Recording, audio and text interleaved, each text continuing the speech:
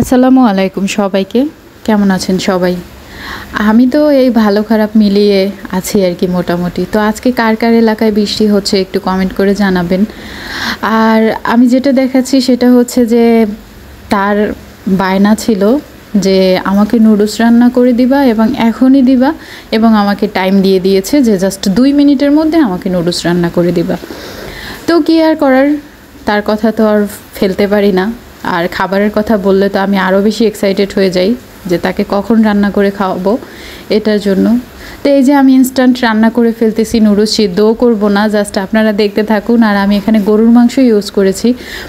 গরুর মাংস দিয়ে নুডলস কখনো খেয়েছেন আপনারা? গরুর মাংস দিয়ে কিন্তু নুডলস অনেক মজা। তো আমি আলু, গাজর, পেঁয়াজ যেথায় যা আছে সব কিছু দিয়ে একসাথে মিক্স করে ভাজি করে নিয়েছি। এরপরে আমি এখানে ডিম দিয়ে দিয়েছি। ডিম দিয়ে আমি আবার একটু সুন্দর করে ভাজি করে নিব, যাতে ভাজিটা একদম শুকনো শুকনো হয়ে যায়।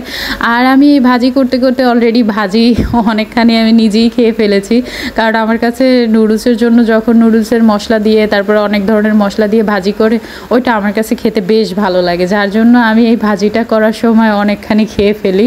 এবং এই অভ্যাসটা আমার হাজব্যান্ডকেও করিয়ে ফেলেছি। এখন তাকেও দেখা যায় যে বলি, দেখো তো একটু কেমন লাগে।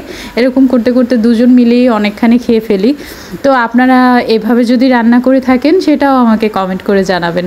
আমি জানি এই কাজটা আসলে অনেক মায়েরা, অনেক আপুরা, অনেক ভাইয়ারাই করেন, যাদের আসলে নুডলস খেতে ইচ্ছা করে কিন্তু অনেক টাইম নিয়ে রান্না করার ইচ্ছা করে না, তো তারা এভাবে আসলে রান্না করে। তো এই যে এরপরে আমি পানি দিয়ে দিয়েছিলাম। পানি দেওয়ার পরে আমি এখানে পানিটা বলক ওঠা পর্যন্ত অপেক্ষা করেছি। যখন পানিটা বলক উঠে এসেছে তখন আমি এর মধ্যে নুডলস দিয়ে দেব। আর এই নুডলসটা যে এতটা মজা হবে সেটা কিন্তু আমি কখনোই ভাবতে পারি নাই, মানে আমার ভাবনার একদমই বাইরে ছিল।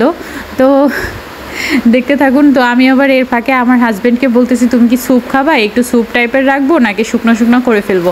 তো বলতেছে তোমার ইচ্ছা। তো আমি আবার স্যুপটা তেমন একটা পছন্দ করি না বলতে ওরকম না, মাঝে মাঝে খেতে ইচ্ছা করে, মাঝে মাঝে খেতে ভালো লাগে না, যার জন্য আসলে বলা। তো পরে আমি ভাবলাম যে আচ্ছা ঠিক আছে, আমি শুকনো শুকনো করে ফেলি। অনেকে নুডলসটা রান্না করতে গেলে, ইনস্ট্যান্ট পানি দিয়ে রান্না করতে গেলে নাকি একদম নরম হয়ে যায়, একদম ঝরঝরে হয় না। আমারটা হয়, তার কারণ একটাই যে আমি 1 প্যাকেট নুডলসের জন্য 1 কাপ পানি দেই। আপনারাও চেষ্টা করবেন যে যতটুকু নুডলস ততটুকু পানি ইউজ করার জন্য, তাহলেই দেখবেন নুডলস একদম পারফেক্ট হবে। তো আমার ভিডিওটি কেমন লাগলো সেটা অবশ্যই কমেন্ট করে জানাবেন, আর আমার পাশে থাকবেন, আমার জন্য দোয়া করবেন। আল্লাহ হাফিজ।